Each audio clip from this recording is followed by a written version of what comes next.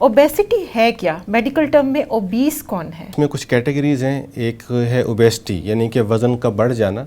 अब वज़न की डिफरेंट कैटेगरीज हैं। अगर थोड़ा सा वेट गेन है तो उसे ओवरवेट कहते हैं हम, जिसमें हम कैलकुलेट कर सकते हैं अपने बॉडी मास इंडेक्स के साथ। बहुत सारी ऐप्स आपके एंड्रॉयड फ़ोन में, आईफोन में मौजूद हैं, आप डाउनलोड कर सकते हैं। तो उसमें अगर आपका वेट और हाइट डालें तो आपका बीएमआई आ जाता है। तो नॉर्मल बीएमआई हमारा 19 से 24 तक होना चाहिए। जिन लोगों का 25 और 30 तक है उन्हें हम कहते हैं ओवरवेट।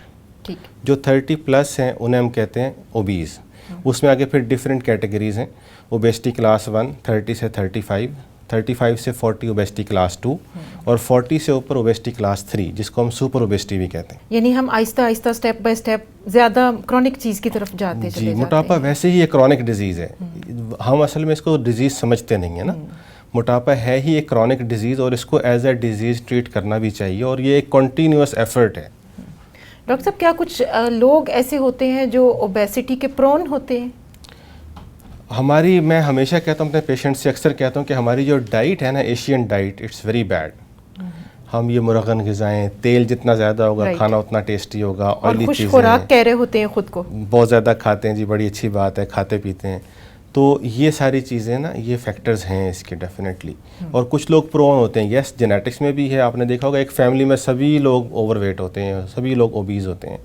फॉर एग्ज़ाम्पल मैंने एक फैमिली के 19 लोगों को ऑपरेट किया, एक फैमिली के, जिसमें बहन भाई माँ बाप इस तरह की पूरी फैमिली, 19 लोगों को ऑपरेट किया, मतलब सारे ही ओबीज़ थे। तो ये जेनेटिक्स भी होती हैं। ठीक है, तो डॉक्टर साहब इसकी बुनियादी जो वजूहात हैं, हम कह सकते हैं जेनेटिक भी हैं, एनवायरमेंटल भी हैं। जेनेटिक हैं, एनवायरमेंटल हैं, आपका अपना लाइफस्टाइल है, आपकी ईटिंग हैबिट्स हैं, और कुछ लोग स्ट्रेस ईटर्स होते हैं। स्ट्रेस आया, कोई साइकोलॉजिकल स्ट्रेस आ गया, कोई डिप्रेशन आ गया, तो वो खाना शुरू कर देते हैं। डॉक्टर साहब, आज के टॉपिक का फ़ायदा उठाते हुए आपसे पूछना चाहूँगी, कुछ लोग ऐसे देखते हैं कि स्ट्रेस आया और भूख मर गई जी, वो कहते हैं अब हमें भूख नहीं है, हम खा नहीं सकते। कुछ लोग कहते हैं कि स्ट्रेस आया मैं डबल खा लूँगा, ज़्यादा खाते हैं। बिल्कुल, ये क्या वजूहात है? ये अपनी अपनी बॉडी मैकेनिक्स हैं, बॉडी मेटाबॉलिज्म है। जैसे मैं कहता हूँ कि हमारे जैसे चेहरे मुख्तलिफ हैं, इसी तरह हमारी अपने अंदर के सिस्टम मुख्तलिफ हैं। लोग कहते हैं ना कि जी फ़लाँ ने ये दवाई खाई थी तो वो ठीक हो गया, तो मुझे ये दवाई नहीं सूट कर रही। तो भाई मैं कहता हूँ आपका चेहरा सेम है, आपकी शक्ल एक जैसी है? नहीं है। तो इस तरह से हमारा सिस्टम डिफरेंट है। तो कुछ लोग ज़्यादा खाना शुरू कर देते हैं स्ट्रेस में, कुछ लोग बिल्कुल खामोश हो जाते हैं, कम खाते हैं, आइसोलेट हो जाते हैं, डिफरेंट है। डॉक्टर साहब, इसी तरह से हम कह सकते हैं कि कुछ लोग ज़्यादा खाते हैं फिर भी वो कहते हैं हम पे लगता नहीं है, और कुछ लोग थोड़ा खाते हैं और कहते हैं जी मोटे हो गए। अगेन बॉडी मेटाबॉलिज्म कि बॉडी आपकी कितना कंज्यूम कर रही है। फॉर एग्जांपल मेरी बॉडी की रिक्वायरमेंट है 1 चपाती, अगर मैं आधी खाऊंगा तो वो कम है मेरे लिए, मैं वेट लूज़ कर रहा हूँ। ठीक है, अगर मैं 1.5 चपाती खा रहा हूँ या 2 खा रहा हूँ तो 1 से एक्स्ट्रा जितनी भी है वो डेली उस फैट में कन्वर्ट हो रही है। तो हम जितना ओवर ईट कर रहे हैं वो फैट में कन्वर्ट होता है। ठीक है, और हम आहिस्ता आहिस्ता ओवरवेट की तरफ और फिर ओबेसिटी की तरफ चले जाते हैं। ठीक, डॉक्टर साहब इसमें लाइफस्टाइल कितना इफेक्ट करता है?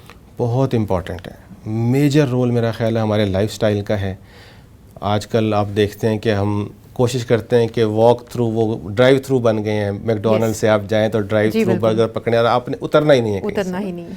तो घर पे ऑर्डर कर दें, वहीं सोफे पे बैठकर आप मूवी देख रहे हैं और खा रहे हैं। तो लाइफस्टाइल चेंज करने की बहुत ज़रूरत है। पहले लोग आपको पता है खाते थे और अपना काम करते थे और फिट रहते थे,